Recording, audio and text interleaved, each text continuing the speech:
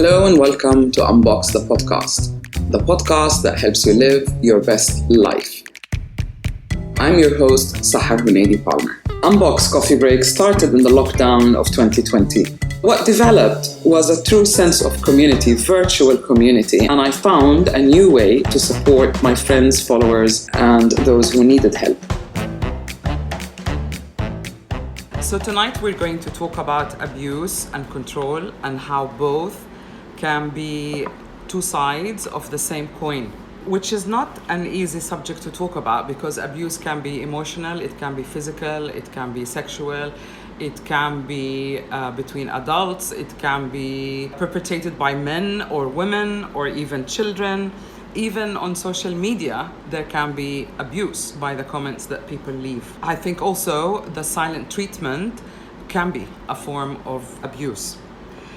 But before I begin, I wanted to thank all of you for the comments that you have sent, for the questions, and I will try and include them tonight. If I don't, please remind me. Put your questions on the sticker and leave your comments below. And if I don't get them tonight, I'll come back to you and I will answer you. I wanted to say that it is people who are abusive, not necessarily one sex is more abusive than the other. And abuse is something, very briefly, when it impinges on your own space, on your own freedom, on your own liberty, on your own self-respect, and so on. It's not exclusively to men. It's not exclusively to adults. Children can be abusive. I remember when I was in England, I was on the bus and I was listening to this teenage girl talking to her girlfriend, saying how she manipulates her father by blackmailing him emotionally and using abusive language so that she can milk his wallet for all she can. She actually said that. She said, I have him around my finger like a ring that she plays with him. Plays with the ring, I mean, manipulating him. And I was stunned. I was stunned how young, innocent children can be abusive. I am not going to talk about why people abuse. It's a huge topic. My own personal philosophy is to inspire and empower. I do that with my clients. I do that with myself.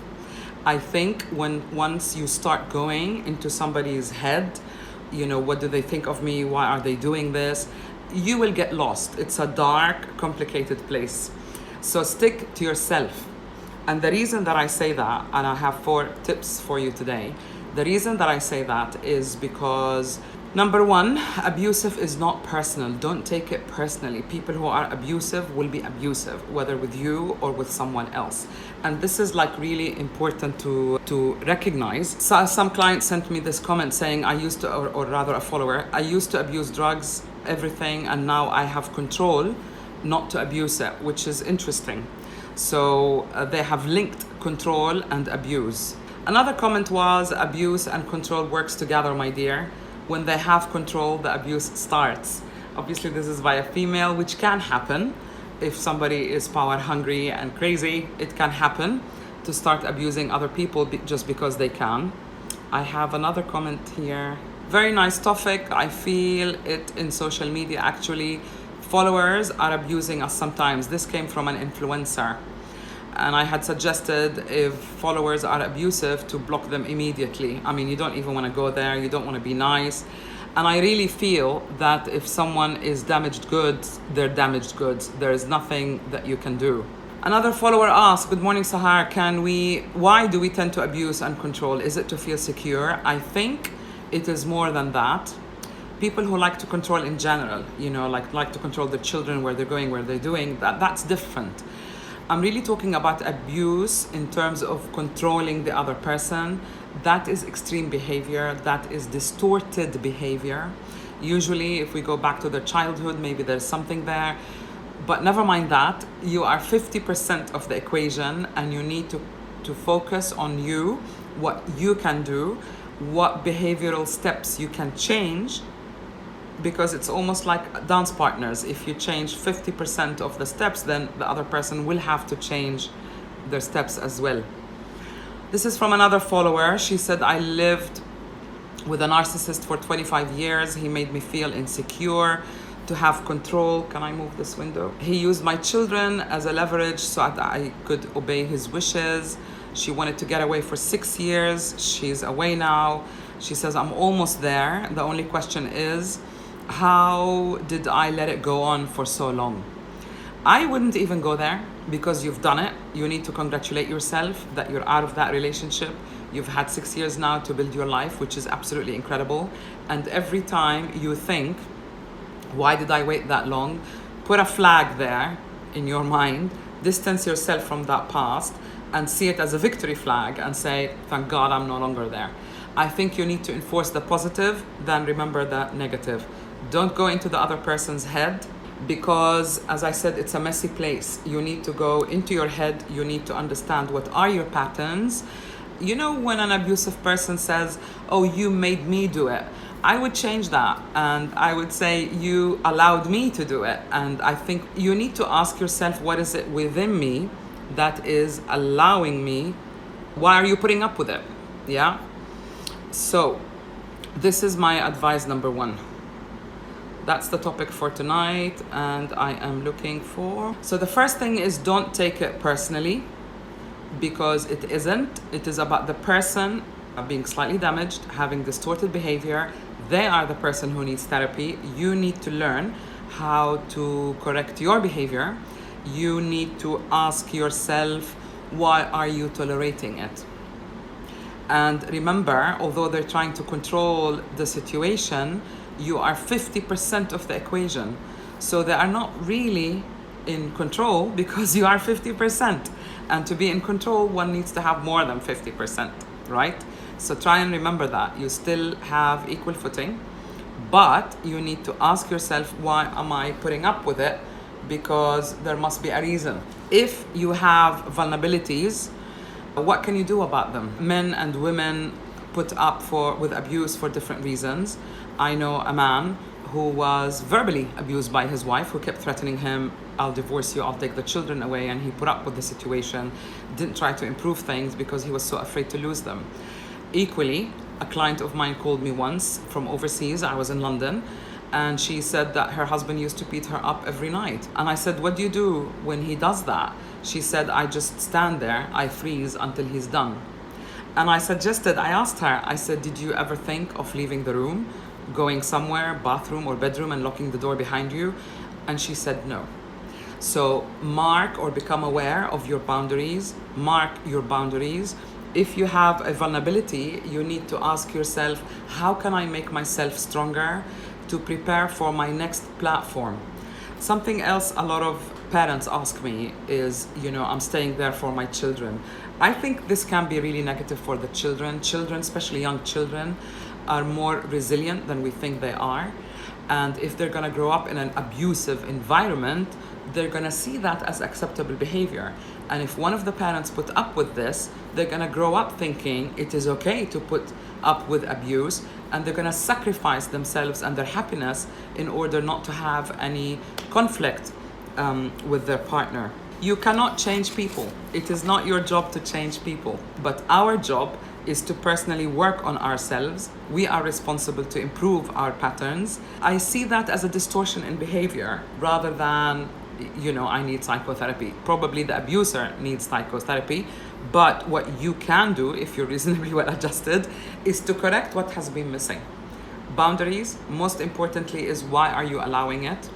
And once you find out why you're allowing it or tolerating it, that would probably be your Achilles heel. So try and build your next platform. Where is your weakness? No job, no money, what is it? Then you put a plan in your mind and you work on that plan. And certainly one of my clients has done it. She couldn't believe it when I first told her in the States that, her husband will not change. She told me 2 days ago that she was disappointed, but actually it turned out right. So she planned her escape, so to speak, from the situation. And she's a lot happier now.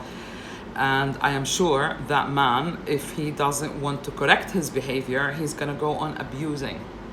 So don't go into the other person's head, focus on yourself, understand you are 50% of the equation, and if you change your tune, so would the other person. And gradually, I will not say that things will improve, but gradually you will feel empowered to take the steps that you need in order to move forward with your life.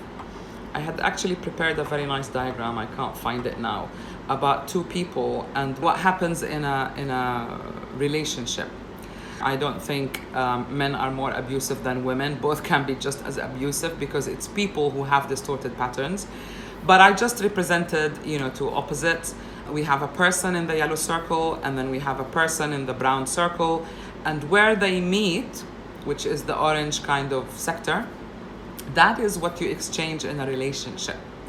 So even if you are in an abusive relationship, that arc in the center is what is involved, but you still have the rest for you to look after, to nurture, to fortify, to enforce.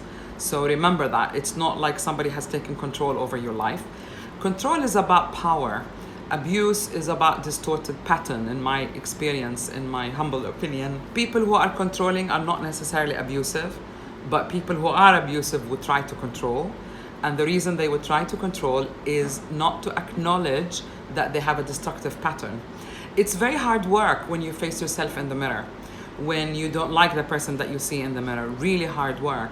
And many of us would rather go on going on the way they're going on than to say, okay, this is my fault. I need to look into why am I being abusive. Another client of mine she was really in love and she thought she had chosen the right man to marry. I don't know, they had an argument. She was very dramatic. I don't know, she threw a thing at her partner, a brush or something, and then he hit her, like, whoa. And, you made me do it. Okay, but, I did tell her there was no reason to be dramatic because every action would escalate the other. But the basic thing, the underlying thing, is that there is unhappiness. And if you are in an unhappy relationship or friendship, because people abuse their friends, as I said, children abuse their parents, you need to look at why am I tolerating it? What are my weaknesses? How can I fortify them? Apart from self-esteem and self-worth and the rest of it, I think at the bottom of it is really fear, moving away from the familiar and starting something new. And what I've noticed that happens is people will hit rock bottom, and then when they can no longer tolerate it, they would leave the relationship because they just can't take it anymore. But if you wait long enough for this abuse, before you leave it, it will affect your psyche. It will probably even affect your well-being and your health. And it doesn't need to be that way. I try to personally simplify things. When I start thinking and going around in circles, I stop myself and I say, okay, am I enjoying this? And if the answer is no, then get out. Don't lie to yourself. You can just be truthful with yourself, and this is when change would start in a very real way. You will feel much more empowered. Physically, if it's a physically abusive relationship, physically, geographically move out of the room. There is nothing that they can do. And I don't want to go into technicalities, but according to the country that you're in, check what the laws are, know what your rights are. This is all logical stuff. I'm here talking about how can you shift from victim mentality into an empowered designer of the life that you wish for. Sometimes what I mean by we allow things to happen is we could have kind of loose patterns, negative matter, like I'm too good, I can't leave, or I'm too generous, I keep, buying her gifts or whatever. You're not gonna get any brownie points for that. Again, that is extreme behavior. Even if you think you're too loving, you're too generous, you're too calm, anything which is too on either side of the line is out of balance. And this is when emotions, actions, and mind get out of alignment, and this is when problems start happening. So watch out what you think of yourself. Focus on yourself and don't think that you're too nice, too good, that you're avoiding conflict, that you're peaceful. No, you're just tolerating an abusive relationship. All right, guys, so I'm sorry, that's all I have for you tonight. Let me know if you have found this inspirational or helpful in any way. It's a big topic, but at least if you keep these 4 points in your mind, it might help you shift your perspective on abuse and on what you can do. And remember, I'm here for you.